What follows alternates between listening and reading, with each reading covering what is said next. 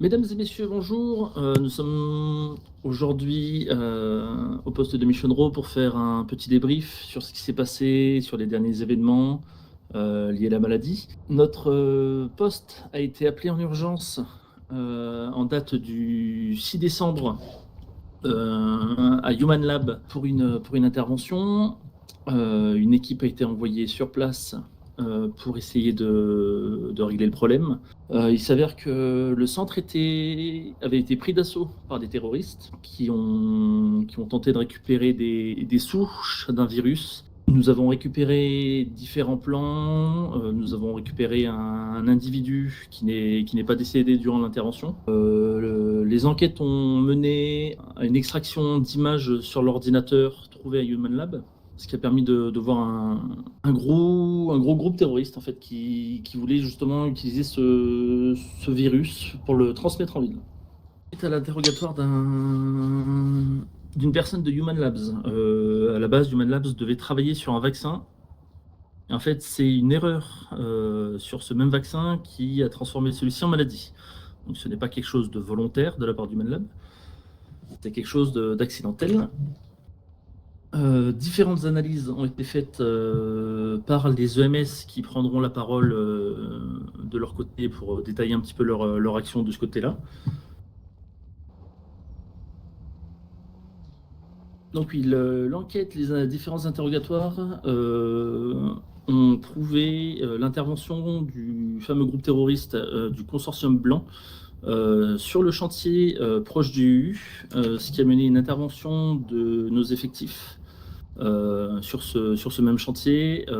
Mission réalisée avec succès, différents agents ont été blessés, l'intégralité des terroristes ont été neutralisés et la mallette contenant le virus souche a été récupérée, ce qui a permis aux équipes médicales de pouvoir créer un vaccin pour le reste de la population.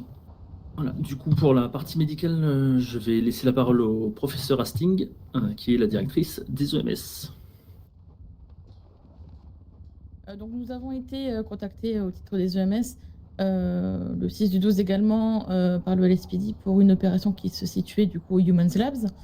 Je ne reviendrai pas là-dessus, mais les jours qui ont suivi, nous avons eu différents patients qui sont venus aux EMS et qui présentaient divers symptômes qui étaient qu'on pouvait comparer à une grippe avec certaines mutations.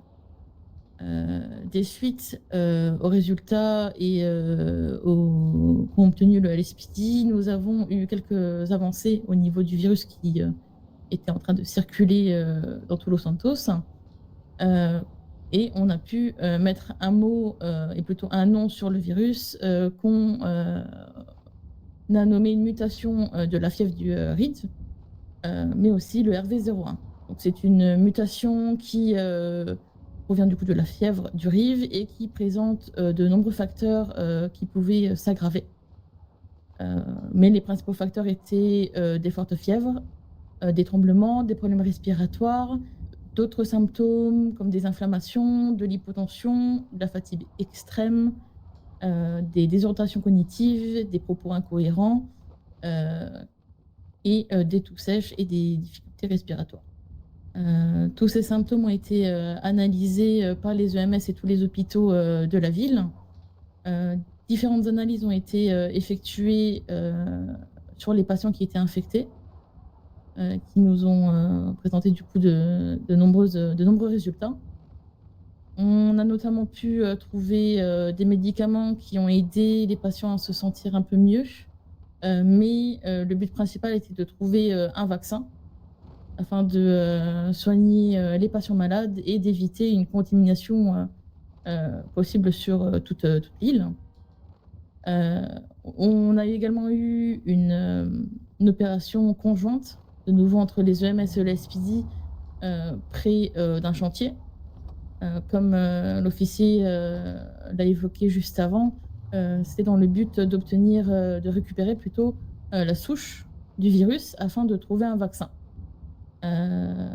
Donc nous avons réussi à obtenir la souche qu'on a transmise directement au labo Et grâce à ça et aussi aux analyses qu'on a effectuées sur différents patients malades, nous avons réussi à trouver un vaccin euh, qui est en cours du coup d'être fait sur toutes les personnes malades afin de les soigner et que le virus ne soit plus propagé. Est-ce qu'il y a maintenant des questions de la part des journalistes? Alors, première petite question, depuis combien de temps vous êtes au courant qu'il y a un virus? Nous avons entendu parler donc du virus pour la première fois grâce à l'ordinateur récupéré le 6, que je dirais que c'est aux alentours du 11 que nous avons enfin commencé à entendre parler d'un virus. Juste avant, vous avez aussi parlé des effets de la maladie. Quelle est la dangerosité et son niveau de contagion? Alors le niveau de contagion, ça dépendait du coup de plusieurs facteurs, donc notamment au niveau des patients. Nous avons eu des cas où des patients n'étaient pas du tout contagieux et des cas de patients qui étaient contagieux. Donc à ce niveau-là, ça dépend du système immunitaire des patients et de comment sont leurs métabolismes. Et concernant la dangerosité, vous avez eu des morts, enfin, qu'est-ce que vous avez eu?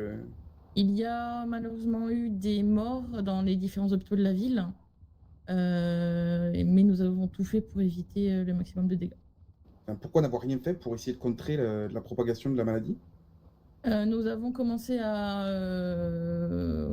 faire des gestes on va dire, de sécurité envers les patients malades, en leur conseillant de porter des masques, des gants, en se protégeant le maximum et en évitant des contacts sur les personnes contagieuses.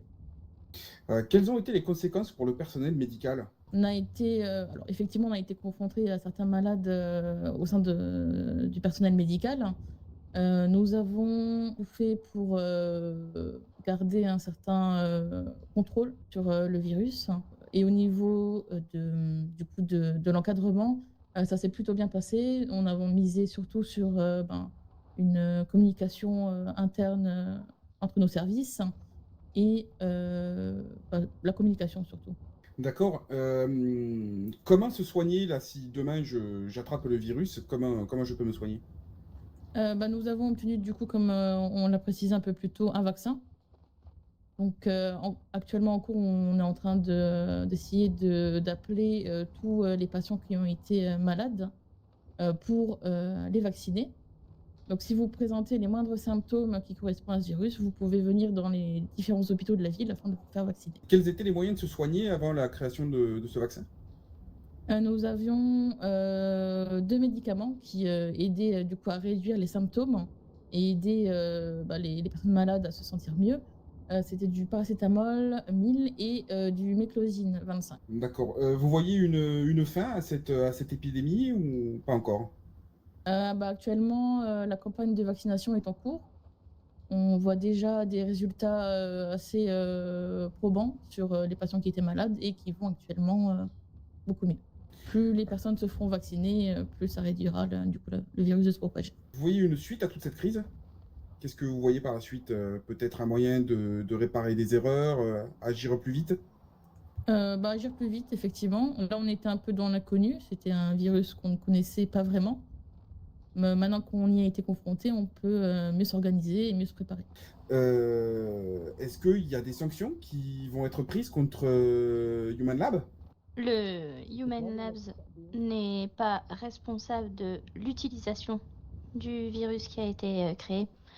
Human Labs a donc créé ce virus, mais des personnes mal intentionnées l'ont détourné. Ce qui fait que c'est plutôt les personnes mal intentionnées qui doivent répondre de ces actes, sachant que la plupart sont malheureusement décédés lors de nos interventions. D'accord, donc il n'y aura aucune procédure d'engager contre le Human Lab, si je comprends bien. Tant qu'on n'aura pas de preuves qu'ils faisaient partie de tout cela et qu'ils n'ont pas seulement créé les choses, non, forcément. La justice n'avance qu'avec des preuves. Très bien. Eh bien, ainsi s'achève la conférence. Merci à vous d'être venus.